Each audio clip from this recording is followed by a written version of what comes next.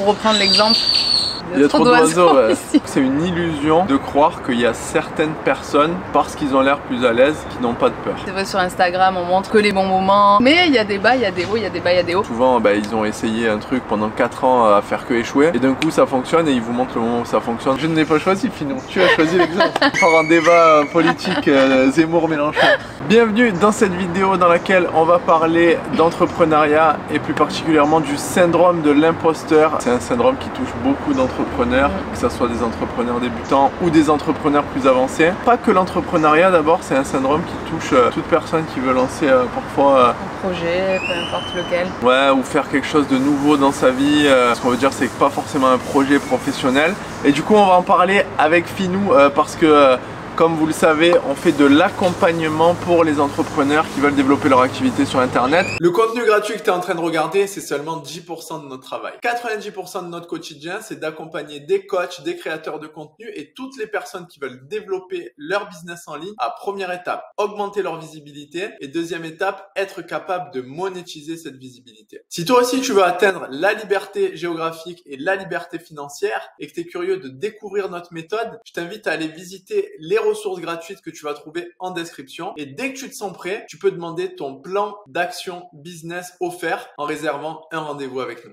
Et c'est un sujet qui revient souvent, le syndrome de l'imposteur, et on se rend compte que c'est pas vraiment un problème business, c'est plutôt un problème personnel ou un challenge plutôt personnel qu'ont les gens et qu'on les aide à surmonter. Donc on va en parler aujourd'hui avec vous. Si c'est un sujet qui vous plaît, n'hésitez pas à mettre un pouce bleu, vous abonner à la chaîne et mettre des commentaires. Je commence par une petite question pour Finou. Donc Finou, je sais pas si vous le savez, elle a une chaîne YouTube qui s'appelle Finou TV dans laquelle elle partage des recettes, des astuces santé qui est juste une chaîne incroyable. Et du coup, Finou, est-ce qu'au moment de faire ta première vidéo sur Internet et de la publier, tu as ressenti une forme de syndrome de l'imposteur, une peur? Qu'est-ce que tu as ressenti avant de te lancer, avant de faire ta première vidéo et de te rendre visible par le monde entier sur Internet? Ah, c'est une bonne question. Quand j'ai fait ma première vidéo, j'étais pas du tout à l'aise à la caméra. Donc je sais pas, c'est peut-être pas un syndrome de l'imposteur, mais je me sentais pas vraiment une youtubeuse, on va dire. De 0 abonné à youtubeuse star. Donc j'avais pas encore les codes des youtubeurs, le format, la manière de s'exprimer, les plans vidéo, etc. Donc ouais, j'avais un peu ce syndrome de l'imposteur, mais c'était plus de la peur de produire quelque chose qui allait pas plaire aux gens. Pour résoudre ce problème, en fait, pendant un mois, j'ai fait 2 vidéos par semaine, il me semble, voire peut-être un peu plus. Et en fait, c'est vraiment la quantité qui fait que tu t'améliores, tu vois tes points faibles, tes points forts. Tu vois qu'au final, les gens, ils aiment bien tes points faibles. Donc voilà comment j'ai un peu battu mon syndrome de l'imposteur. Ouais. C'est en faisant en fait, en faisant beaucoup.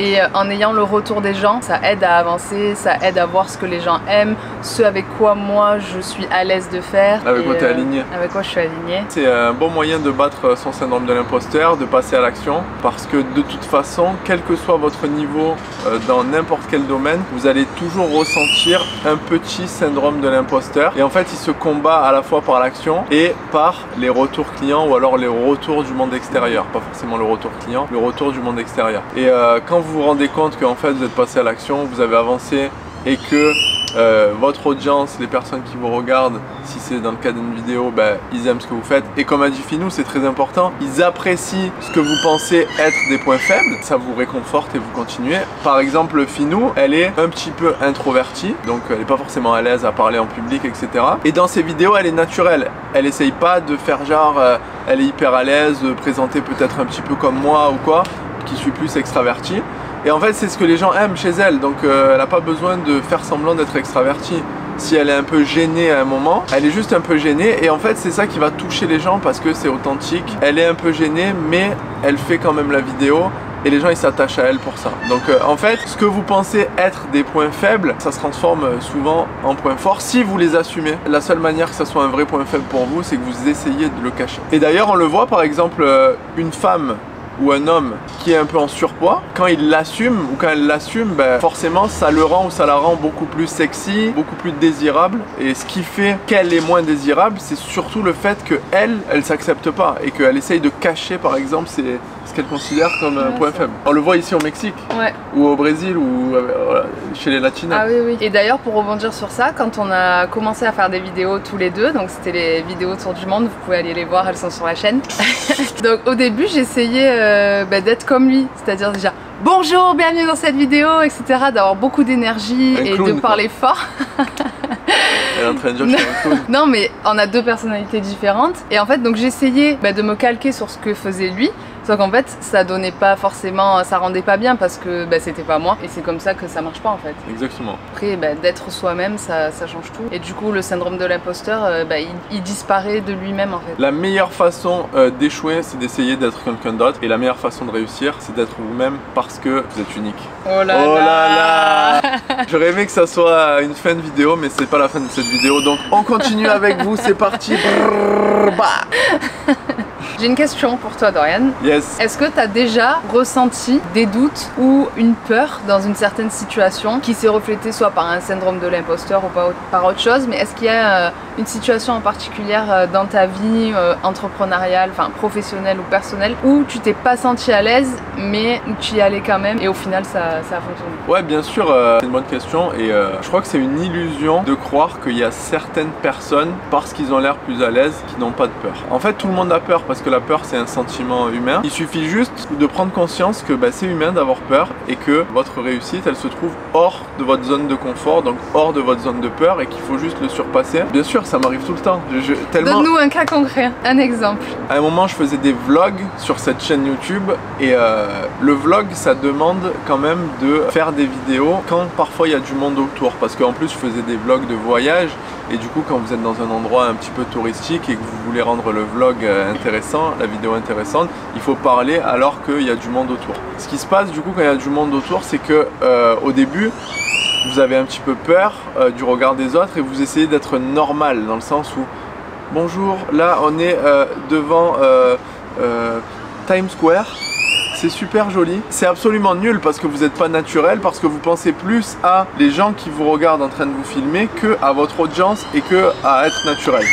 Et à un moment donné, je me suis rendu compte que c'était nul, c'était sans goût, c'était tiède en fait ce que je faisais, parce que je disais bonjour, on est à Times Square, c'est super, c'est un endroit génial. Il y a beaucoup de monde ici, c'est un endroit très touristique. Vous voyez, c'est genre de trucs nuls. Et je me suis dit, si je fais ça, personne va regarder mes vidéos en fait. Donc il faut que je sois vraiment naturel, parce que les gens ils regardent pour ma personnalité. Et du coup, je me suis dit, allez, il faut que je sois vraiment moi-même, même s'il y a du monde autour, et il faut que je me mette dans une bulle et que je fasse abstraction du regard des gens. Et donc ça me faisait un petit peu peur. Et j'ai commencé à être moi-même et à dire ce que j'avais envie de dire. Même si parfois les gens ils étaient autour de moi, ils se retournaient comme ça, c'est qui se fout, etc. Donc voilà, ça m'a fait un petit peu peur au début parce qu'il y avait tout le monde autour. Mais c'est comme a dit Finou tout à l'heure, plus vous le faites et plus ça devient naturel pour vous. Il n'y a pas vraiment de secret. Enfin, si je devais résumer comment vaincre son syndrome de l'imposteur, c'est avoir un environnement de gens qui passent à l'action, qui croient en vous et qui vous inspirent. Parce que juste de voir des gens passer à l'action et faire des choses, ça vous donne envie de les faire. Deuxième étape, c'est de le faire vous-même, même de manière imparfaite, de ne pas attendre que ça soit parfait parce que la perfection est une illusion. Et la répétition qui fait que ça devient naturel pour vous et ensuite... par exemple moi, parler en public et être moi-même, même si je passe pour un fou, maintenant c'est plus du tout un problème. Et Finou, parler à la caméra, faire des vidéos, c'est devenu une professionnelle #1 internationale. Elle a plus aucune peur. Non, ça y est, c'est passé. Ça y est? C'est en faisant que... Nickel. Ça y est. Après, je dis pas que je suis super à l'aise quand il y a du monde, etc. autour et tout. Là, je suis un peu moins à l'aise. Mais si je suis seule dans ma cuisine à faire mes recettes et tout, je peux parler à la caméra comme si je parlais à ma copine, quoi.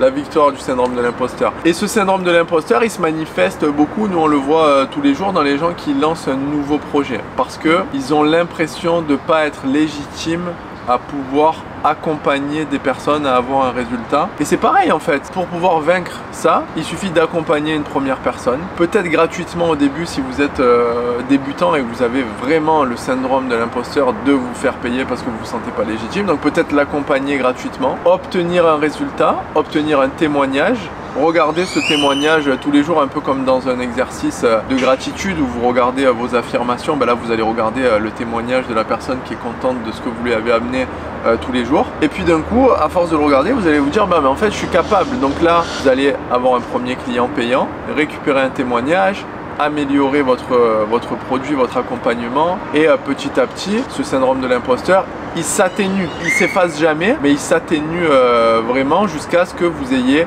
la certitude totale corrélée avec les preuves qui sont les témoignages de vos clients que vous êtes capable de le faire. Et je vous le dis, quel que soit votre niveau aujourd'hui, vous êtes capable de le faire, il suffit de démarrer et c'est à vous d'écrire votre histoire. Ça sera encore une fin impossible, ça. Ouais, t'es en forme là. Mister Punchline, on m'appelle. J'ai une question pour Finou. Il y a eu beaucoup de changements dans ta vie ces derniers temps. Faut savoir que si on remonte un peu en arrière, Finou, elle était salariée, elle vivait à Marseille, donc pas du tout entrepreneur, travail normal quoi. Et aujourd'hui, un peu plus tard, Finou, elle a fait un tour du monde de 8 mois, elle est entrepreneur, elle vit au Mexique et on vient d'acheter un appartement au Mexique. C'est vrai que ça fait beaucoup de changements. Comment t'en es arrivé là? T'as pas une question plus large? Comment tu vis ce changement de situation totale qui a quand même été rapide, même si ça a pris 4-5 ans, mais c'est vraiment un changement de vie là, total. J'imagine que sur ce parcours, tu as eu beaucoup de syndrome de l'imposteur, de peur, etc. Comment tu gères ça d'avoir des peurs à chaque fois et de les surmonter, les avancer? Déjà, comme tu as dit, ça s'est fait sur plusieurs années. Déjà, le premier conseil que je peux donner, c'est de pas tout changer d'un coup. Parce que c'est très compliqué. Souvent, je compare ça au sport.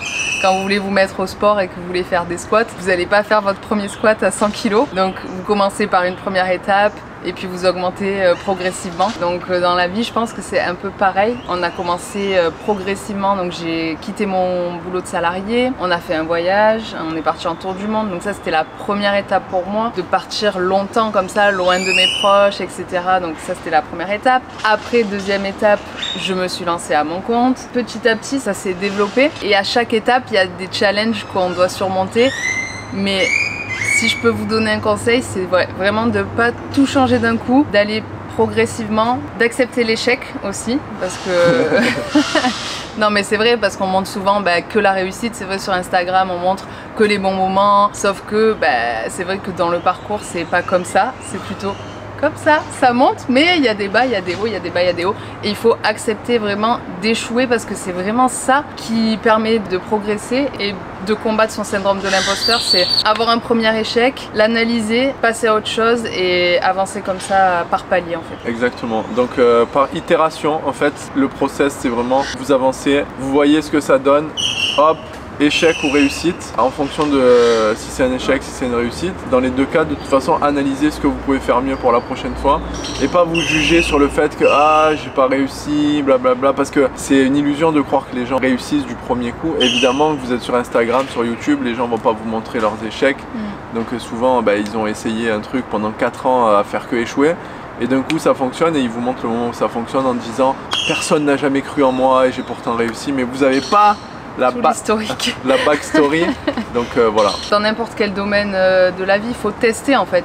Nous, avant de venir au Mexique, à la base, on voulait aller à Bali. Et puis en fait, on n'a pas eu le visa parce que les frontières étaient fermées, etc. C'est pas grave, on a changé de projet, on a testé le Mexique, on s'est dit bon on teste 3 mois. Et puis au final, ça fait presque 2 ans qu'on y est. Donc il faut s'autoriser à avoir des plans. Mais si ça fonctionne pas comme le plan que vous aviez écrit à la base, c'est pas grave, on ajuste et on avance. Ouais, exactement, ouais. Tu es pas d'accord avec ça? Si, je suis d'accord, Et pour rebondir sur ce que je disais sur les réseaux sociaux, le truc qui fait beaucoup de mal à beaucoup de personnes, c'est que sur les réseaux sociaux, vous vous comparez à l'image que les gens veulent bien montrer d'eux-mêmes. Et vous comparez en fait votre intérieur, ce que vous savez où vous en êtes aujourd'hui, à la vie d'autres personnes, mais de ce qu'ils veulent bien montrer. Donc en fait, si vous voulez, c'est une comparaison injuste, parce que vous comparez votre intérieur à l'extérieur des autres. Et ça fonctionne pas, c'est pas comme ça que vous pouvez être motivé à avancer, etc. Parce que si vous vous comparez toujours comme ça, forcément ça vous dévalorise. Vous avez l'impression que la comparaison est juste, mais en fait c'est une comparaison injuste qui est biaisée dès le départ. Et vous pouvez pas en sortir gagnant. Oui, il faudrait se comparer à la version de cette personne, à sa version au démarrage, enfin à la version où toi t'en es. Exactement. Si t'es débutant, compare-toi à cette personne, mais quand elle était débutante. pas quand elle a 10 ans d'expérience derrière elle et qu'elle en est là où elle en est aujourd'hui. Et souvent les gens dans le développement personnel disent souvent non, faut jamais se comparer aux autres, faut se comparer qu'à soi-même, etc. Je suis pas totalement d'accord, je suis en partie d'accord mais pas totalement d'accord. C'est quand même aussi important d'avoir des facteurs extérieurs qui nous permettent de se mesurer et de mesurer si on avance pour pas rester totalement dans sa bulle. Par contre, ce qui est très dangereux de faire, c'est de comparer votre situation interne à la situation externe des autres. Vous savez pas pourquoi ils en sont là, quel est leur historique derrière, etc. Ça, c'est très dangereux. Mais sinon, quand vous savez honnêtement une personne, sa situation interne, c'est intéressant de se comparer et de trouver justement des axes de progression. Autre chose aussi, souvent si tu ressens le syndrome de l'imposteur, c'est que c'est un peu un warning qui te dit attention, là tu es en train de faire quelque chose avec lequel tu n'es pas en accord. Donc par exemple, pour reprendre l'exemple, il y a trop d'oiseaux, c'est la jungle interview avec Finou. Non, pour reprendre l'exemple de mes premières vidéos, par exemple, si j'essayais de me comporter comme Dorian, je ressentirais un syndrome de l'imposteur parce que c'était pas moi. J'étais pas forcément en accord avec cette manière de m'exprimer, etc. Et du moment où j'ai fait quelque chose dans lequel je me sentais bien et dans lequel je me sentais moi-même, le syndrome de l'imposteur, en fait, il s'en va. Il diminue. Ouais, il diminue. Parce qu'il en reste une partie, ça dépend de la confiance que vous avez en vous et c'est à travailler aussi. Ouais, ça diminue un peu, donc il faut à chaque fois arriver à savoir et à faire une balance entre est-ce que j'ai peur de le faire parce que je suis pas aligné avec ça, donc dans ce cas-là il faut que vous soyez aligné forcément avec vos projets, ou est-ce que j'ai peur de le faire parce que c'est juste hors de ma zone de confort. Il faut essayer de juger de manière équilibrée ça, parce que si c'est la peur et que vous avez besoin de sortir de votre zone de confort, il faut y aller. Mais si c'est la peur, syndrome de l'imposteur, syndrome de l'imposteur c'est juste de la peur, mais est-ce que c'est parce que vous n'êtes pas aligné avec vos valeurs, qui vous êtes, etc. Là il faut changer la direction, et donc c'est important de savoir pourquoi vous ressentez ça. Je suis pas d'accord avec le fait que le syndrome de l'imposteur c'est la peur. Enfin, la peur, oui, c'est une émotion que tu ressens quand tu as le syndrome de l'imposteur, mais le syndrome de l'imposteur, ça va plus loin que la peur. C'est vraiment le sentiment de pas être légitime à faire ce qu'on fait. Oui, non, mais je suis d'accord. Ça génère une peur, obligatoirement, mais c'est plus profond que ça. Pour moi, c'est pas juste syndrome de l'imposteur égale avoir peur. C'est plus syndrome de l'imposteur égale ne pas se sentir légitime et se sentir vraiment pas à sa place, pas légitime à faire ce qu'on fait. Je suis d'accord avec toi, Finou. Mais ça reste une forme de peur, mais on a trouvé un mot un peu à la mode pour pas appeler ça la peur, je trouve. Je suis pas d'accord, c'est différent de la peur. Parler en public, c'est une peur. Sauter d'un avion, t'as peur. Oui, mais on peut aussi dire que si t'as peur de parler en public, c'est parce que tu te sens pas légitime et donc c'est un syndrome de l'imposteur. Parce que si tu te sens légitime... dire, le syndrome de l'imposteur, c'est pas un synonyme de peur. Non, c'est pas synonyme, mais souvent il y a une peur derrière. Regarde, tu prends cet exemple, tu as pris l'exemple, donc restons sur cet exemple que tu as choisi. Je ne l'ai pas choisi, Finou, tu as choisi l'exemple. Là, on est encore en débat politique, Zemmour-Mélenchon. Peur de parler en public, au final, pourquoi la personne a peur? Souvent, elle se sent pas légitime. Pas forcément, moi j'ai toujours eu peur de parler en public. Par exemple, quand j'étais à l'école et que je devais faire un exposé à l'oral devant ma classe, j'avais peur de parler devant eux. Après, j'étais sereine sur mon sujet et sur le travail que j'avais fourni. T'avais pas bien appris ta leçon. On connaît, genre elle fait la bonne élève. Je suis bien d'accord. T'avais bien révisé, genre. Oui, j'étais sereine sur mon sujet, mais j'avais peur de parler en public. Par contre, je ressentais pas du tout un syndrome de l'imposteur. J'étais à ma place. Ok, d'accord. Finou a gagné ce débat. Bravo, Finou. Mettez un pouce bleu si vous êtes team Finou et mettez-nous en commentaire ce que vous avez pensé de cette vidéo, les sujets que vous voudriez qu'on aborde pour les prochaines vidéos. Nous, ça nous a fait un plaisir immense de passer ce moment avec vous dans la jungle avec les oiseaux. Les oiseaux, ça fait du bruit, je sais pas ce que ça va donner à la vidéo, mais c'est sympa, on vous amène dans la nature. N'hésitez pas à vous abonner à la chaîne, dites-nous aussi en commentaire quel sujet vous aimeriez qu'on aborde pour les prochaines vidéos. Et on se retrouve dans la prochaine vidéo.